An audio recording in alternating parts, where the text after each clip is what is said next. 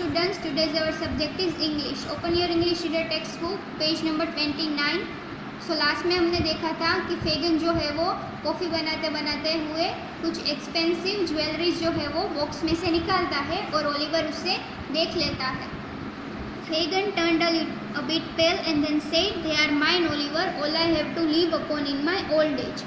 जो फेगन था वो रिप्लाई करता है ओलिवर को, क्योंकि ओलिवर उसे डाउटफुली देखता है. तो फेगन बोलता है कि ये सभी जो एक्सपेंसिव ऑर्नामेंट्स है, सभी एक्सपेंसिव ज्वेलरी है, ये मेरी है. They are mine Oliver, all I have to live upon in my old age. ये सभी मेरे हैं और बुढ़ापे में सिर्फ यही मेरे पास बचा है जिस पर मैं जी सकता हूँ. People call me a माइजर, you know. People मुझे क्या बुलाते हैं, लोग मुझे माइजर यानी कंजूस, जो कुछ भी खर्च ना करे. Oliver was not surprise. Fagin must indeed be a miser if he owned expensive things and yet lived in a such filthy home and wore such dirty clothes. So Oliver surprise नहीं था, उसे बुरा नहीं लगा कि लोग उसे माइजर बुलाते हैं, क्योंकि जो फेगन था अगर उसके पास इतने सारे एक्सपेंसिव चीज़ें थी तो उसे ऐसे गंदे घर में नहीं रहना चाहिए और ऐसे डर्टी क्लोथ्स भी नहीं पहनना चाहिए. May I get up now, asked Oliver. Oliver ने पूछा कि मैं अब खड़ा हो सकता हूँ. Certainly, there is a pitcher of water in the corner for you to wash in. Pitcher यानी एक घड़ा. सो फेगन ने बोला कि हाँ ज़रूर, वहाँ पर एक घड़ा रखा हुआ है पानी का, जिससे तुम अपना मुंह धो सकते हो वॉश करने के लिए. वो have a wash and come and have some breakfast.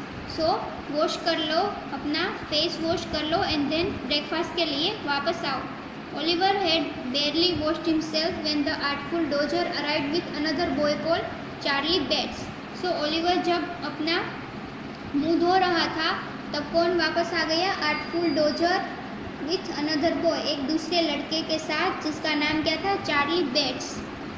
After breakfast, Oliver watched while Fagin, Dodger and Charlie played a strange game. So breakfast करने के बाद ओलिवर ने क्या देखा कि फेगन, जो डोजर था वो, एंड चार्ली जो था वो, सब लोग साथ में एक बहुत ही स्ट्रेंज अजीब गेम खेल रहे थे. फेगन put a watch, a purse and a spectacle case in his pockets. He then pretended to walk about like an old man with a stick. सो फेगन ने क्या किया? एक घड़ी, एक पर्स एंड स्पेक्टिकल यानी चश्मे, अपने ग्लासेस जो थे वो पॉकेट में रख दिए. देन वो प्रिटेंड करने लगा यानी नाटक करने लगा to walk about an old man with a stick, जैसे कि वो एक ओल्ड मैन हो, एक बूढ़ा व्यक्ति हो, स्टिक के साथ वैसे चलने लगा. Sometimes he stopped and looked at the door and the fireplace pretending that there were shop windows. So कभी कभी वो रुक जाता था और जैसे कि डोर एंड फायर प्लेस जो थी वहाँ पर वो ऐसे रुक जाता था जैसे कि वहाँ पर शॉप्स हो. He looked around as if he was scared of being rob. वो आजू बाजू में अपने आसपास में ऐसे देखता था जैसे कि उसे रोब यानी उस पर अटैक होने का, चोरी कर लेने का, किसी उस पर लूट लेने का उसको डर लग रहा हो, वैसे वो आसपास देख रहा था. Then he walked about again. फिर वो वापस से चलने लगा. The boys followed Fagin but ducked out of sight every time the old man turned around. So boys यानी चार्ली एंड आर्टफुल डोजर, वो दोनों फेगन के पीछे पीछे चल रहे थे, पर जैसे फेगन उसे देखता था दे डक्ड आउट यानी छुप जाना. सो उनकी नज़रों से वो दोनों छुप जाते थे. Then the dodger stepped on his toes and Charlie stumbled up against him from behind. In a single swift movement, they took out the watch, the purse and the spectacle case from Fagin's pocket. फिर क्या हुआ? Dodger stepped on his toes and Charlie stumbled up against him from the behind. Charlie जो था उसने फेगन के toes के ऊपर वो स्टेप यानी उस पर पैर रख दिया, एंड चार्ली जो था वो स्टम्बल यानी ऑलमोस्ट गिर जाना, stumble up against him from behind, वो पीछे से उसके आगे गिर गया. In a single swift movement they took out the watch. Swift यानी झड़पी से, बहुत ही झड़पी से उन्होंने took out the watch, the purse and the spectacle case from Fagin's pocket. So उन्होंने बहुत ही चालाकी से एंड झड़पी से फेगन के पास जो वॉच, पर्स एंड स्पेक्टिकल्स थे वो निकाल लिए. This game was played many times before they called Oliver to join them. सो ये गेम जो थी इन तीनों ने बहुत ही टाइम खेली, फिर उन्होंने ओलिवर को ज्वाइन होने के लिए इस गेम में जुड़ने के लिए बोला। Page number 30, you see this handkerchief hanging out of my pocket Oliver, asked Fagin. Fagin ने पूछा कि तुम मेरे पॉकेट में से ये जो हैंकरचीफ है ये देख सकते हो। See if you can take it out without letting me feel it. So अगर मुझे इसकी खबर ना होने तुम ऐसे मेरे पॉकेट में से हैंकरचीफ निकालो कि मुझे इसकी खबर ना हो। Oliver drew out the handkerchief lightly, Fagin was please. So Oliver ने फेगन को खबर ना हो ऐसे हैंकरचीफ निकाल लिया एंड फेगन जो था वो खुश हो गया। After the handkerchief he asked Oliver to take out a purse, a fake diamond pin, a note case and so on. So handkerchief के बाद फेगन ने ओलिवर को purse, fake diamond and a note case ये सभी निकालने को बोला। This went on for a few days. So थोड़े दिन तक यही प्रैक्टिस जो थी वो ओलिवर के पास कराई जाती थी। One morning Fagin told Oliver to go with the Dodger and Charlie when they went out. So एक दिन सुबह को फेगन ने ओलिवर को डोजर एंड चार्ली के साथ जाने को बोला। They walked about slowly, Oliver wondered what they were supposed to do। So वो धीमे धीमे चलने लगे और ओलिवर को ख्याल आया कि ये लोग क्या करने वाले हैं। Every now and then Charlie stole some fruits.